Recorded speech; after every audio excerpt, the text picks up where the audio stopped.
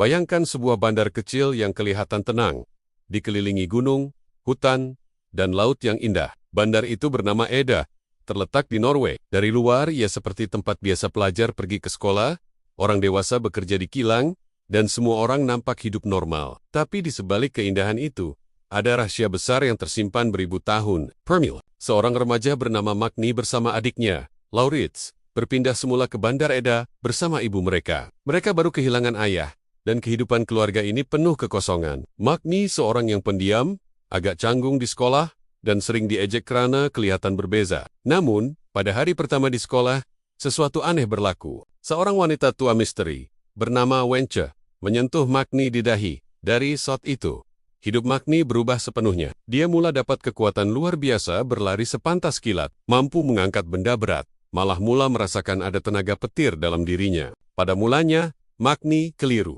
Dia tak paham apa yang terjadi, tapi perlahan-lahan, dia mula sadar. Dia adalah penjelmaan semula Thor, dewa petir dalam mitologi Norse. Rahasia keluarga Jutul di bandar itu, ada sebuah keluarga kaya bernama Jutul. Mereka kelihatan sempurna.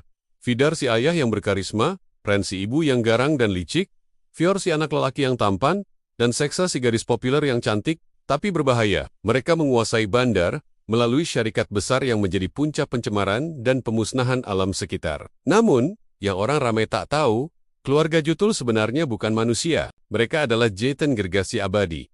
Dari zaman mitologi, musuh utama para dewa. Magni mula menyadari bahwa dirinya ditakdirkan untuk melawan mereka. Perjuangan bermula pada awalnya, Magni Kuba hidup normal. Dia pergi ke sekolah, Kuba jadi pelajar biasa, malah Kuba bercinta. Tapi setiap kali dia melihat pencemaran, kemusnahan hutan, dan sikap tamak keluarga Jutul, darahnya mendidih. Kuasa yang ada dalam dirinya tidak membenarkan dia berdiam diri. Pertarungan demi pertarungan pun bermula. Magni Kuba menentang Vidar Jutul, ketua keluarga gergasi. Namun, walaupun Magni ada kuasa, dia tetap remaja yang tidak berpengalaman. Setiap kali dia Kuba melawan, dia diuji dengan kelemahan dirinya sendiri. Adik yang misteri dalam masa yang sama.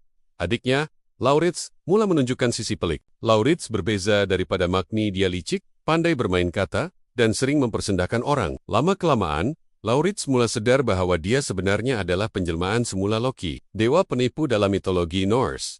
Perbezaan inilah yang menimbulkan konflik besar. Magni mahu jadi wira, mahu selamatkan dunia. Laurits pula lebih suka main-main dengan kuasa, dan kadang-kadang bekerja sama dengan gergasi Jutul.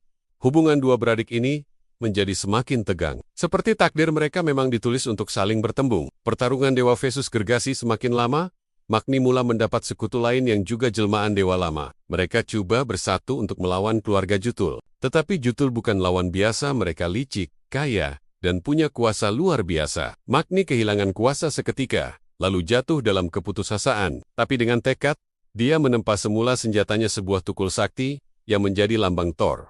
Dengan tukul itu, dia kembali bangkit.